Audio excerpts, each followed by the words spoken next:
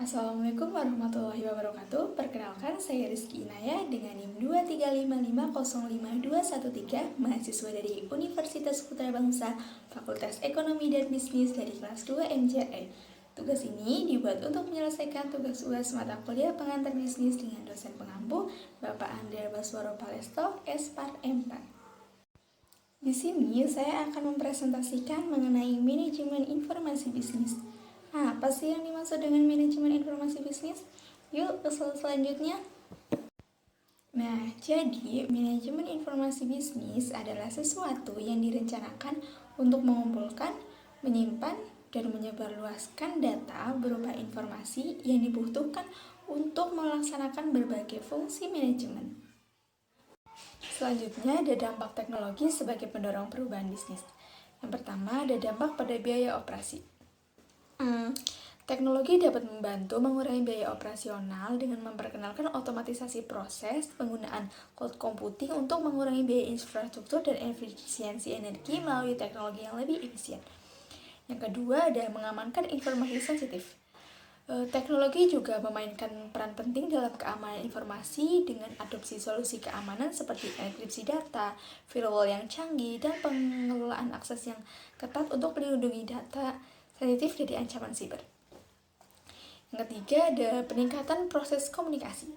Teknologi memfasilitasi komunikasi yang lebih cepat, efisien, dan kolaboratif antar tim di berbagai lokasi geografis melalui alat seperti video konferensi, aplikasi pesan instan, dan platform kolaborasi online. Yang keempat ada peningkatan produktivitas karyawan.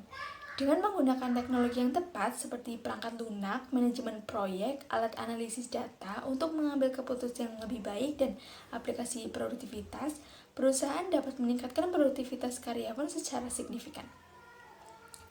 Lalu yang kelima ada perluas basis pelanggan. Teknologi memungkinkan perusahaan untuk mencapai dan berinteraksi dengan basis pelanggan yang lebih luas melalui platform e-commerce, media sosial, dan strategi pemasaran yang digital yang lebih tepat sasaran.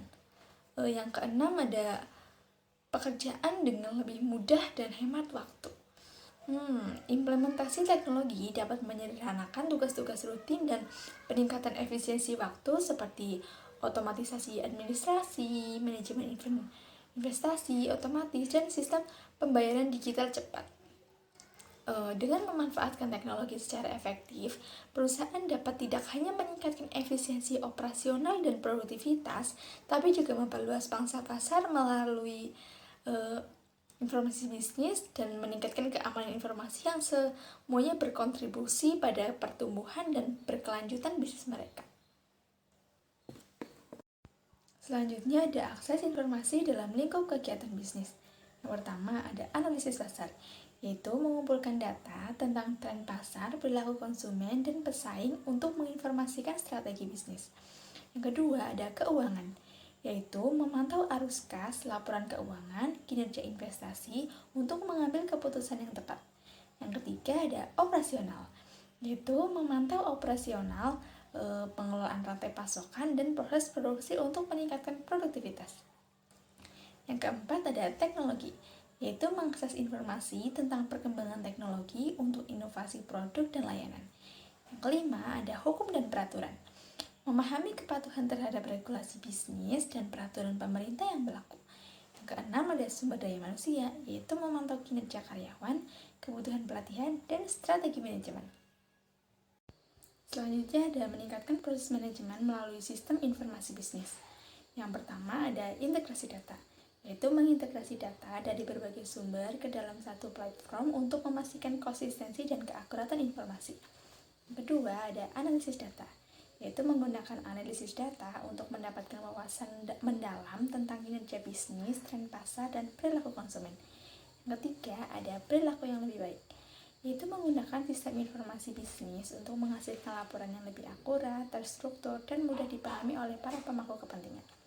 Yang keempat ada manajemen rantai pasokan, yaitu menggunakan sistem informasi bisnis untuk mengelola rantai pasokan dengan lebih efektif, termasuk perencanaan kebutuhan material, pemantauan persediaan, dan koordinasi dengan pemasok.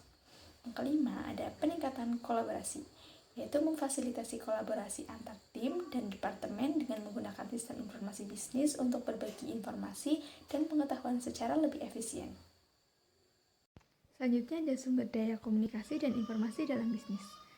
Yang pertama, teknologi informasi dan komunikasi atau TIK.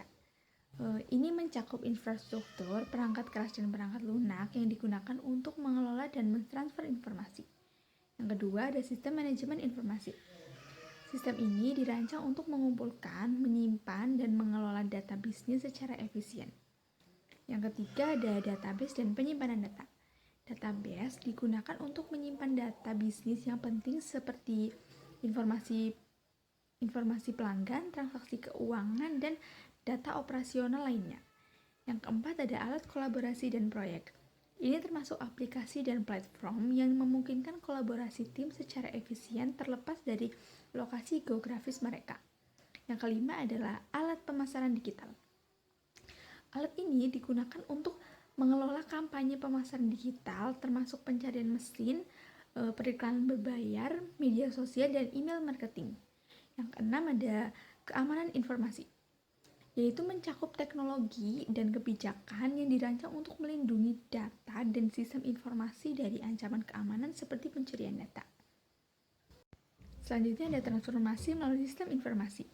Yang pertama ada otomatisasi proses. Otomatisasi proses bisnis menggunakan teknologi untuk menggantikan atau meningkatkan tugas-tugas manusia yang berulang dan rutin. Yang kedua ada mengambil keputusan berdasarkan data. Transformasi ini mendorong perusahaan untuk mengumpulkan, menganalisis, dan menggunakan data secara efektif untuk mengambil keputusan. Yang ketiga ada pengalaman pelanggan yang ditingkatkan. Transformasi melalui sistem juga berfokus pada peningkatan pengalaman pelanggan melalui penggunaan teknologi. Yang keempat ada inovasi produk dan layanan. Penerapan teknologi informasi mendorong inovasi dalam produk dan layanan yang ditawarkan perusahaan. Contohnya termasuk pengembangan produk yang lebih canggih menggunakan teknologi seperti Internet of Things atau peningkatan layanan yang berbasis aplikasi mobile untuk kenyamanan pelanggan. Selanjutnya ada risiko, ancaman, dan pelindungan dalam sistem informasi bisnis. Yang pertama ada risiko. Risiko dalam sistem informasi bisnis mencakup potensi kerugian atau gangguan yang dapat terjadi akibat kegagalan teknologi, serangan cyber, atau kesalahan manusia. Risiko tersebut dapat mempengaruhi keberlanjutan operasional atau kehilangan data sensitif atau bahkan reputasi perusahaan. Yang kedua ada ancaman. Ancaman mengacu pada berbagai potensi bahaya atau serangan yang dapat mempengaruhi keamanan sistem informasi bisnis. Ancaman ini bisa berasal dari pihak internal seperti karyawan yang tidak berhati-hati atau eksternal seperti hacker atau kompetitor tidak bermoral. Yang ketiga ada perlindungan.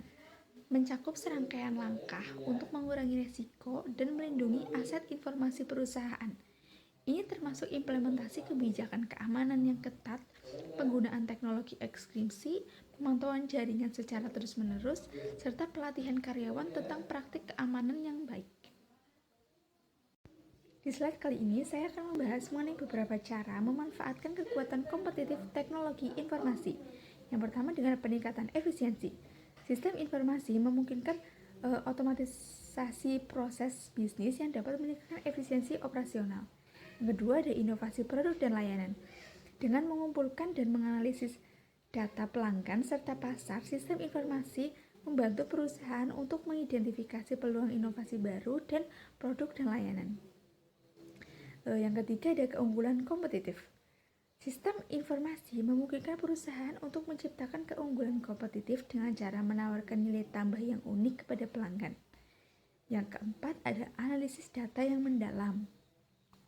Jadi teknologi informasi memungkinkan perusahaan untuk melakukan analisis data yang lebih mendalam termasuk big data analysis untuk menggali wawasan yang mendalam dari data internal dan eksternal. Yang kelima ada peningkatan hubungan dengan pelanggan.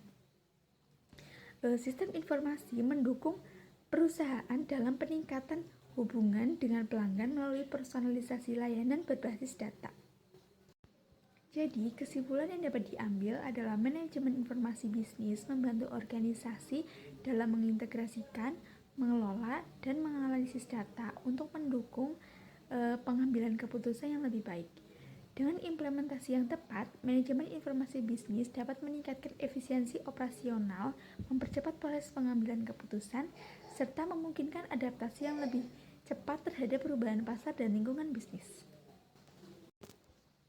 Demikian presentasi yang dapat saya sampaikan. Bila ada tutur kata yang kurang berkenan, saya mohon maaf. Terima kasih. Wassalamualaikum warahmatullahi wabarakatuh. See you.